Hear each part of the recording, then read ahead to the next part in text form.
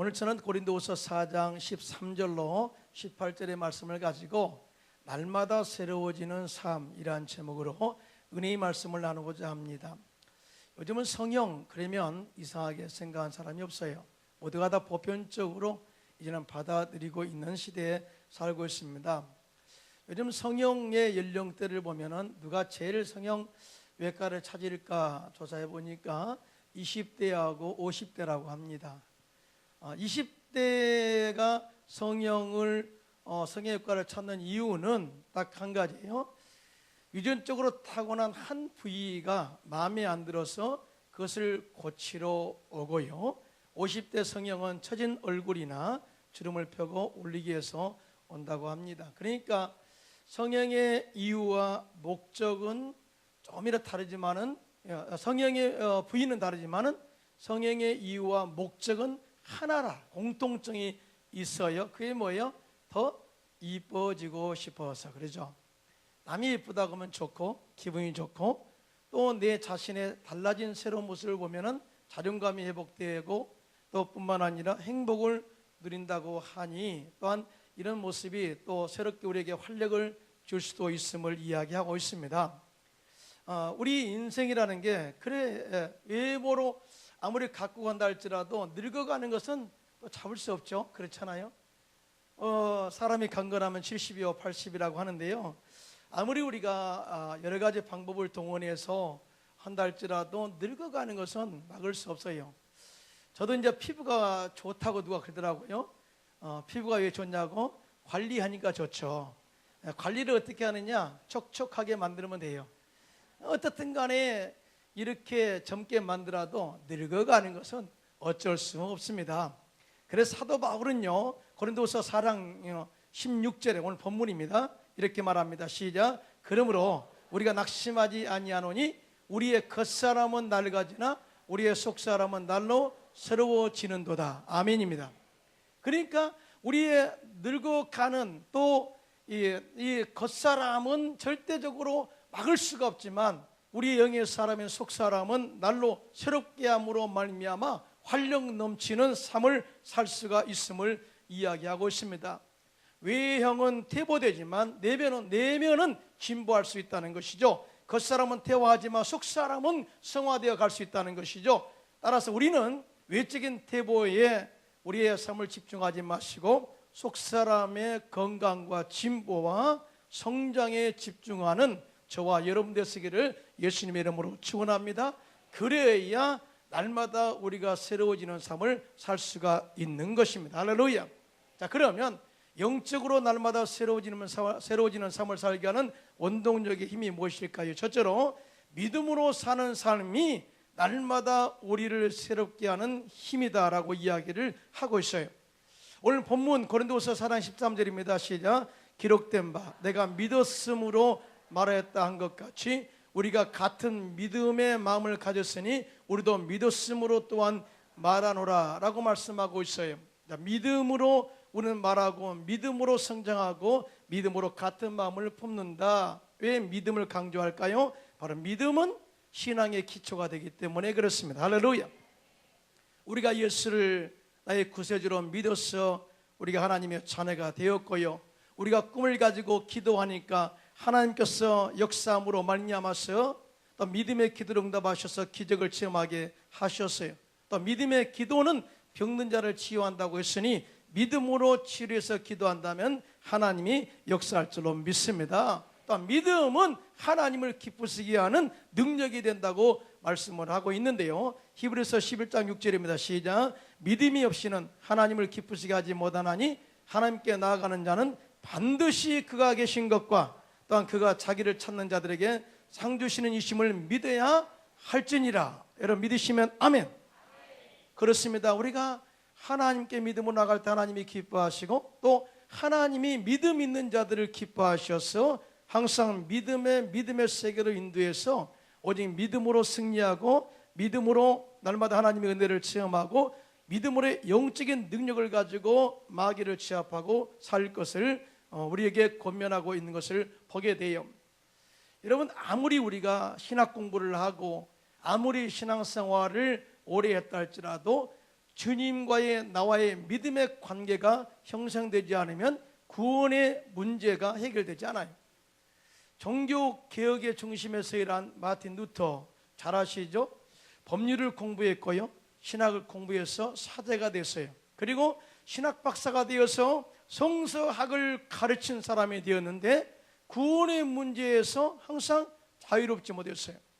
내가 과연 예수를 믿고 구원받았는가? 하나님의 자녀인가? 이 부분에 대해서 항상 그 마음속에 부정적인 시각이 있었습니다.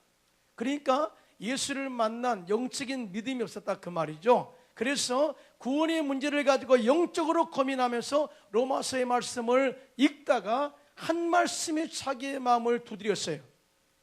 그 말씀이 그의 생애를 송두리째 바꿔 나왔는데요, 그 말씀이 바로 로마서 1장 17절입니다. 다 같이 시작. 복음에는 하나님의 의가 나타나서 믿음으로 믿음에 이르게 하나니 기록된 바 오직 의인은 믿음으로 말미암아 살리라 함과 같으니라. 아멘.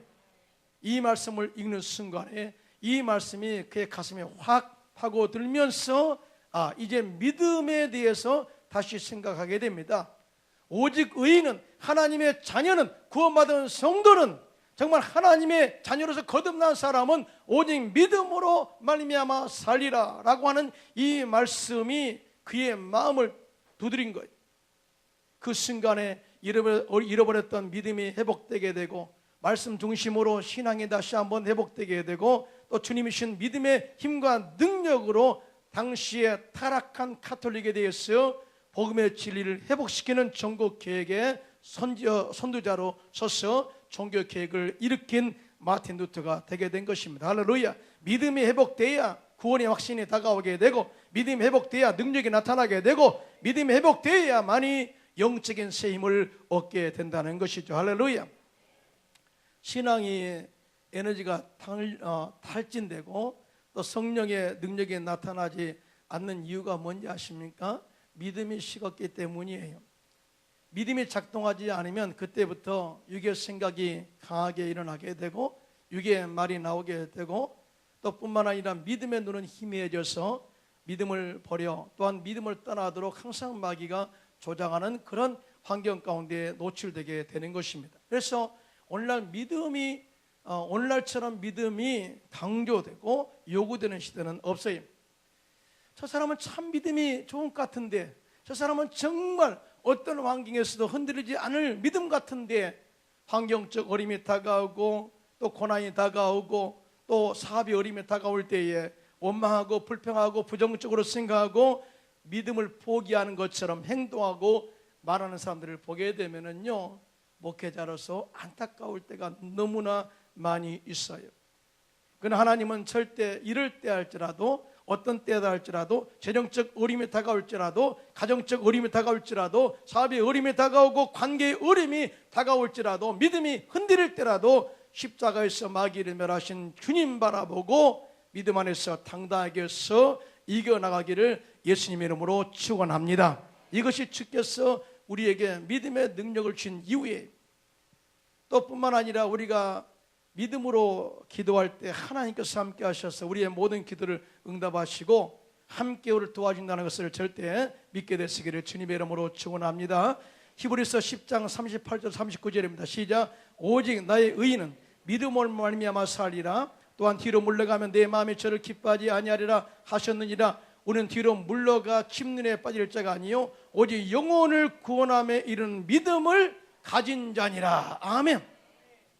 어떤 상황에서도 믿음만 살아있다면 그 사람을 다시 살리시고 고치시고 회복하시는 능력으로 우리를 도와준다는 것을 절대 믿으시기를 주님의 이름으로 축원합니다. 1917년 미국 시카고에 워너 숄메이라는 젊은 화가가 있었습니다. 이분은 결혼하고 얼마 안 된 젊은 나이에 그만 중병에 걸리게 되는데요, 의사가 말합니다. 당신의 병은 임파선 결핵입니다. 그래서 앞으로 3개월밖에 살지 못할 것입니다. 이 말을 들은 숄메는 마음이 정말 절망적으로 다가왔습니다. 유명한 가수였던 그의 아내는 그때 임신 중이었으므로 숄메는 아내에게 더욱 미안한 마음을 갖게 되었고 곧 태어날 아이를 생각하면 잠을 잘 수 없을 만큼 괴로웠습니다. 그가 몹시 괴로워하며 매일처럼 절망에 빠져 신음하고 있을 때 그의 아내가 그에게 다가와서 다음과 같은 위로의 말을 하게 됩니다. 여보, 3개월밖에 못 산다고 생각하지 말고 하나님께서 3개월을 허락해 주신 것을 감사하게 생각하고 삽시다. 그리고 이것 때문에 원망하지 맙시다. 3개월이면 어디예요? 3개월이나 되는 기간을 살게 하신 하나님께 감사하고 이 천금 같은 3개월을 허송세월 보내지 말고 아름답게 만들어서 가장 아름다운 생애를 보내봅시다. 이런 이야기를 한 거예요. 아내의 이 말을 들은 숄맨은 큰 위로를 받았고 용기가 생겼습니다. 그와 아내는 절망과 불평의 마음을 버리고 남은 나날을 기뻐하면서 감사하며 믿음으로 살기 시작했습니다. 그리고 숄맨은 화가였잖아요. 그래서 평소처럼 즐겁게 기쁨으로 그림을 그렸어요. 그런데 놀라운 일이 일어났습니다. 3개월이 지나도 안 죽은 거예요. 3개월이 지나고 나니까 더욱더 힘을 얻게 되고 그래서 3개월 후에 병원에 가서 진찰한 결과 림프선 결핵이 완전히 치료되었습니다. 할렐루야. 깨끗하게 고침받은 거예요. 그때 이 숄맨이 그린 그림이 있는데 그 유명한 머리 대신 그리스도, 헤드 오브 크라이스트라는 그런 그림인데 저 그림입니다. 숄맨이 그린 그림이에요. 그래서 예수님의 초상화를 그리게 되는데요. 보통 사람들은 예수님의 얼굴을 자비하신 모습이나 고난당하시는 얼굴로 그리는데 숄맨은 예수님을 지도자의 모습으로 그리고 강인한 모습으로 그렸습니다. 그 그림으로 숄맨은 가장 인기 있는 화가가 되었는데요. 예수님의 모습이 담긴 그의 그림책은 1940년도에 500만 부 이상이 인쇄되었고 오늘날까지 세계에서 가장 많이 알려진 예수 그리스도의 모습을 보여주고 있습니다. 제가 처음에 예수 믿을 때 저 그림 우리 집에도 있었어요. 숄맨은 3개월이라는 짧은 기간에 죽음이 나를 덮칠 것이라 생각하지 않고 아내의 믿음의 권면을 통해서 오히려 3개월이란 귀한 시간을 하나님께 주셨음을 감사하면서 믿음으로 예수님을 생각하면서 성화를 그렸더니 하나님께서 그 질병을 치료해 주셔서 하나님의 영광을 나타나게 하신 것입니다. 할렐루야. 이와 같이 믿음의 감사와 행동이 그의 삶을 새롭게 하고 활력 넘치는 삶을 살게 함으로 말미암아서 질병까지 이기게 하는 능력을 경험하게 한 것입니다. 이러한 역사가 저와 여러분에게도 넘쳐나기를 예수님의 이름으로 축원합니다. 둘째로 부활의 능력의 삶이 날마다 우리를 새롭게 하는 힘이라고 말씀을 하고 있어요. 오늘 본문에 자세히 보면은 사도 바울이 얼마나 어려운 환경과 얼마나 많은 고난과 고통 가운데서 박해 가운데서도 복음을 당당하게 힘있게 전하고 있는가를 이야기합니다. 그 이유를 또 이야기하는데 그것은 바로 예수 그리스도의 생명의 부활의 능력이 나와 함께 했기 때문이라고 이야기를 하고 있어요. 사도 바울이 오늘 본문에 어떤 환경에서 사역을 했는가를 보여주고 있는데요. 오늘 본문 고린도후서 4장 8절로 10절 한번 그 앞절입니다. 시작. 우리가 사방으로 우겨싸움을 당하여도 쌓이지 아니하며 답답한 일을 당하여도 낙심하지 아니하며 박해를 받아도 버림받지 아니하며 거꾸로짐을 당하여도 망하지 아니하고 우리가 항상 예수의 죽음을 몸에 짊어지면 예수의 생명에 또한 우리 몸에 나타나게 하려 함이라. 아멘이. 사도 바울이 어떤 환경에 있었느냐? 사방으로 우겨싸움을 당하였다, 답답한 일을 당하였다, 박해를 받았다, 그리고 거꾸로짐을 당하는 그런 환경 가운데 있었다. 한마디로 사면초가의 환경 가운데 있었지만은 쌓이지 아니하고 낙심하지 아니하며 버림받지 아니하며 망하지 아니한다고 네 번이나 강조하고 힘주어서 그 믿음을 선포하게 된 것을 보게 됩니다. 이렇게 사도 바울이 사면초가의 환경 가운데서도 당당하게 맞서서 환경을 정복하고 마귀를 멸하고 복음을 전할 수 있었던 그 힘의 능력이 뭐냐? 바로 부활의 예수님의 생명력이 나와 함께하기 때문이었다고 고백하고 있습니다. 할렐루야. 오늘 본문 고린도서 4장 14절에 이렇게 말합니다. 시작. 주 예수를 다시 살리시니가 예수와 함께 우리도 다시 살리사 너희와 함께 그 앞에 서게 하실 줄을 아노라. 아멘. 사도 바울은 그 어떠한 절망적인 상황에서도 희망을 포기하거나 또 이 꿈을 접지 않았습니다. 오히려 그는 나이를 먹음에 따라서 겉사람은 늙어가고 있었지만은 속사람은 날로 셈을 얻어서 정말 활력 넘치는 그 사역을 하게 된 것을 우리가 보게 되는데요. 그 힘이 뭐냐? 부활의 능력, 생명력이었다고 이야기를 하고 있어요. 고린도서 15장 14절로 15절입니다. 시작. 그리스도께서 만일 다시 살아나지 못하셨으면 우리가 전파하는 것도 없것이요 또 너희 믿음도 없것이요 또 우리가 하나님의 거짓 증인으로 발견되리니 우리가 하나님이 그리스도를 다시 살리셨다고 증언하였습니다. 만일 죽은 자가 다시 살아나는 일이 없으면 하나님이 그리스도를 다시 살리지 아니하셨으리라고 말씀을 하고 있어요. 그러니까 뭐예요? 우리의 삶 속에서 부활신앙이 없다면 믿음도 헛것이고 십자가의 은혜도 헛것이 될 것이고 우리가 전한 복음도 다 거짓이 될 수밖에 없다. 그러니까 우리가 복음 전할 때 부활의 생명의 역사가 우리 가운데 강력하게 있어야만이 나도 변화받고 다른 사람들도 변화시킬 수가 있음을 이야기하고 있는 거예요. 부활의 생명이 우리 가운데 있어야 된다 그 말이에요. 그러면서 결정적으로 이런 고백을 합니다. 고린도 전서 15장 19절에 시작.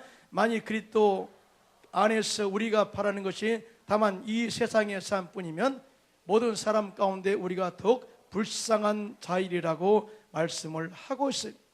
여러분 부활의 신앙이 우리 안에 들어오게 되면 소망이 넘쳐나게 돼요. 생명력이 넘쳐나게 됩니다. 미래의 꿈이 생겨나게 됩니다. 믿음의 활력이 있습니다. 또 환경에 맞서서 당당하게 승리하는 그러한 담대함이 있게 됩니다. 이게 뭐예요? 나를 살게 하신 부활의 능력이 이렇게 사람들을 만들어버린다 그 말이죠. 그러므로 사랑하는 성도 여러분, 살다 보면 많은 어려움과 고난이 우리에게 다가올 때가 참 많이 있어요. 그럴 때마다 절대 우리는 뒤로 물러가 멸망당하는 자처럼 살지 마시고 오히려 부활의 생명을 가지고 당당하게 맞서 마귀를 무찌르고 귀신을 쫓아내고 환경을 정복하고 승리하는 저와 여러분 되시기를 예수님의 이름으로 축원합니다.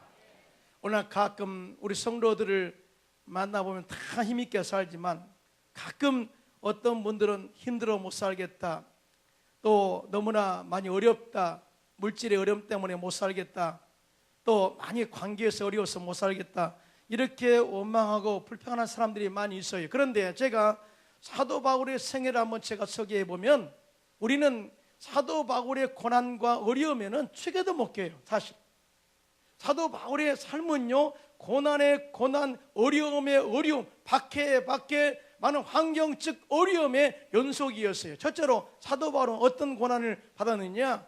신체적으로 질병이 있었어요. 그리고 이 질병이 평생 그를 따라다녔어요. 신학자들이 말하기를 사도 바울은 눈병이 있었다고 합니다.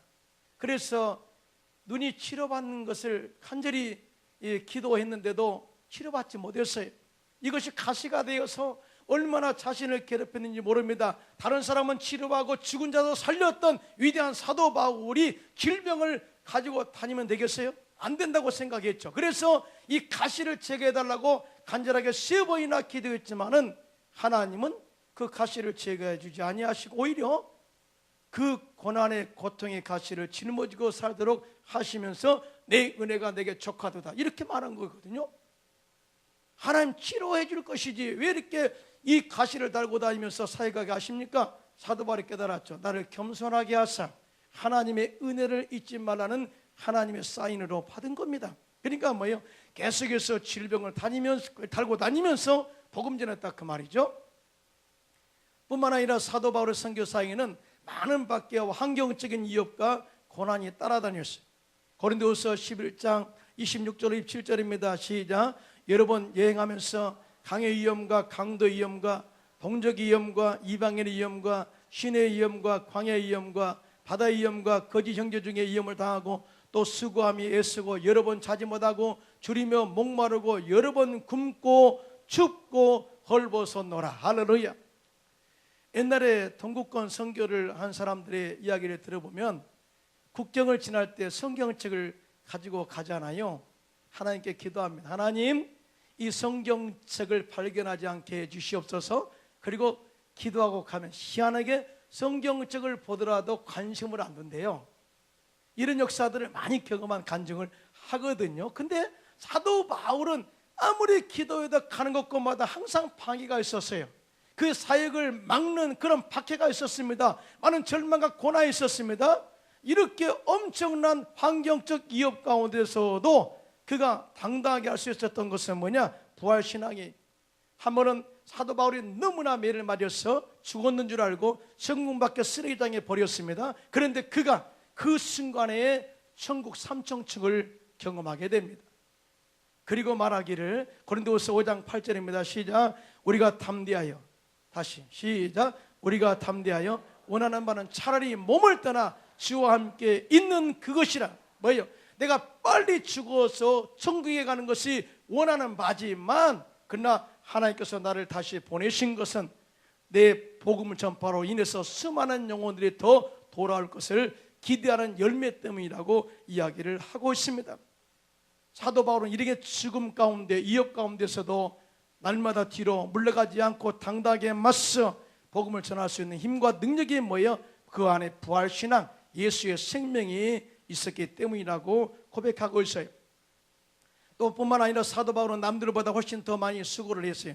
사도 바울의 사역의 중심지는 이방인들을 중심으로 사역을 펼쳤어요. 그러니까 사도 바울이 가는 곳은 하나님을 전혀 알지 못하는 복음의 불모지였습니다. 그곳에 예수 그리스도를 전하고 교회를 세우고 제자를 또한 그곳에 심고 난 다음에 다음 지역으로 가서 또 다시 산 넘고 물을 건너서 순회 사역을 계속해서 선교를 하게 된 것을 보게 됩니다. 게다가 사도 바울은 자비량으로 선교를 했기 때문에 일하면서 사역하는 수고가 있었습니다. 그런데도 그는 결코 지치지 않았습니다. 한 번도 탈진했다고 말하지 않았습니다. 오히려 날마다 예수 복음을 전파하는 힘이 생겨났습니다. 복음의 열정을 품고 아침에 일어나면 곧바로 활력과 기운으로 불끈 일어나서 예수 그리스도의 복음을 전했습니다. 할렐루야. 왜냐하면 날마다 예수 그리스도의 부활의 능력이 자신을 새롭게 했기 때문이라고 말씀을 하고 있어요. 이러한 강한 능력이, 부활의 능력이 저와 여러분에게도 넘쳐나기를 예수님의 이름으로 축원합니다. 독일의 유명한 신학자 위르겐 몰트만이라는 박사는 자신의 신앙을 희망의 신학이라고 이야기를 하고 있습니다. 그가 17살 때 제2차 세계대전이 발발했는데요. 그는 독일의 군인으로 징집되어 전쟁에 나갔다가 포로가 되었습니다. 영국의 포로 수용소에서 그는 심한 좌절과 모욕을 당하며 고통에서 절망하였습니다. 게다가 자신이 태어난 함부르크가 폭격으로 안전의 폐허가 되고 가족들은 폭격으로 모두 죽었다는 소식을 듣고 심한 절망에 빠졌습니다. 청년 몰트만은 이러한 상황에서 인생의 삶의 의미라는 것이 무엇이 있겠는가 하고 자살까지 생각했다고 합니다. 그런 절망 가운데 있는 청년 몰트만에게 어느 목사님께서 성경책을 선물하게 되었고, 몰트만은 그 성경을 읽기 시작합니다. 그 성경을 읽으면서 예수님께서 십자가에 못 박혀 죽는 장면을 보면서 그 고통, 고난 당하는 것이 자기 처지와 비슷하다고 생각한 거예요. 또 뿐만 아니라 예수님은 하나님의 아들로 오셨지만은 세상에 그를 인정하지 않았고, 그럼에도 불구하고 예수님은 사랑과 자비를 가지고 많은 병자를 고치셨고 귀신을 쫓아내 주셨고 선을 베푸시는 그 모습을 보게 됩니다. 그런데 이렇게 은혜를 베풀었음에도 불구하고 은혜를 입은 자들이 모두 다 일어나서 오히려 예수님을 십자가에 못 박아 버렸어요. 그러나 예수님은 장사하시는 지 사흘 만에 사망 권세를 이기시고 부활하심으로 말미암아서 다시 사는 생명을 불어넣은 사실을 알게 된, 이 장면이 충격적이었어요. 나는 죽으면 끝난다고 생각했는데, 죽으면 모든 것이 다 끝이라고 생각했는데 부활이 있다고, 부활이 있다고, 그러면 이 절망 가운데 나도 다시 한번 부활의 은혜를 경험해 보리라. 그러면서 그 감옥에서 그가 예수를 영접하게 됩니다. 예수를 영접하는 순간에 예수의 생명이 그 안에 들어오게 되고, 그때부터 생각이 바꿔지게 되고, 그는 이렇게 고백합니다. 나에게도 부활이 있을 수 있구나. 나의 가슴 속에 그리스도를 모시면 이 절망에서 부활이 일어나고 파멸된 우리 나라와 고향도 부활할 수 있고, 나의 잃어버린 가족이 다시 새로운 부활의 생명을 얻어 다시 가족을 이룰 수 있겠구나 라고 희망을 갖게 되었다고 합니다. 독일의 위대한 신학자 몰트만 박사는 희망의 신학은 몰트만 박사 희망의 신학은 이러한 상황 가운데서 탄생된 거예요. 어둡고 절망과 또 이 많은 이 포로스 용서의 그 흑암의 환경 속에서 예수님을 만남으로 말미암아 부활의 생명을 그 안에 품는 순간부터 그의 생각이 바뀌게 되고, 또한 뿐만 아니라 말이 바뀌게 되고, 또 뿐만 아니라 그의 모든 필체가 바뀌게 되어서 희망신학이라는 것을 만들어낸 것입니다. 살다 보면 참 어려울 때가 많아요. 이런 경제적 어려움이 있습니다. 또 환경적 어려움이 있습니다. 또한 많은 사람들이 또한 죽음에 대한 공포도 있습니다. 최근에 터키에서는 또 반란이 일어났고요. 또 프랑스 니스에서는 또 무슬림 IS가 트럭을 몰아서 수백 명이 80명이 또 인명 피해를 냈습니다. 엄청난 이런 나라의 위협이 다가올 때가 있죠. 또 뿐만 아니라 사업의 어려움으로 힘을 잃을 때도 있습니다. 또 관계의 어려움으로 말미암아서 절망하고 실망할 때도 있습니다. 이럴 때일수록 우리는 절대 환경 때문에 무너지지 마시고 오히려 믿음을 굳건하게 세우시기를 예수님의 이름으로 축원합니다. 또 우리가 죽음의 계곡에 있다 할지라도 절대 절망하지 말고 예수의 부활의 생명을 가슴속에 품고 다시 일어나서 환경을 정복하고 귀신을 쫓아내고 날마다 영적으로 승리해서 날마다 큰 복보다 큰 일하는 저와 여러분 되시기를 예수님의 이름으로 축원합니다.